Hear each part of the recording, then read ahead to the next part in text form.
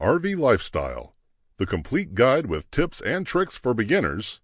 Learn the fundamentals of full-time living in a motorhome, travel, camping, and start your Nomad job earn by building passive income. Written by Peter Miller. Narrated by Chris Rossing. Introduction. Have you ever felt trapped in your office job?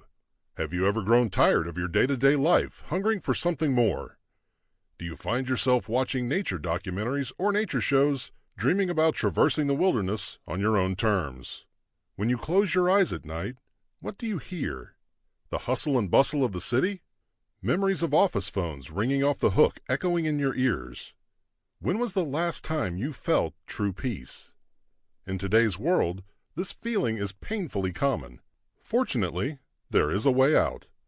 More and more people all across the country have found themselves turning to a life on the open road full-time.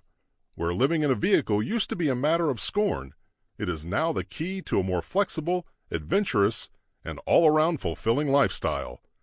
RV living has become a hot topic on social media, and with good reason.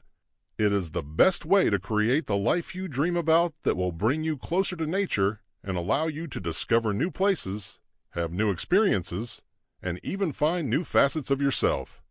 Nomadic living is more than a lifestyle. It's a commitment to living your best life possible. My story? How do I know all of this? RV living quite literally changed my life.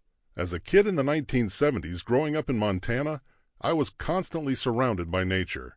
I come from a long line of horse herders who carried with them the ideals of the American West: exploration, pioneering, adventure. I spent most of my youth camping and exploring the Big Sky country, finding a peace within that nothing but extended time in nature can provide. I didn't know how lucky I was then. I was able to run free and wild, all the while learning so much about the world around me.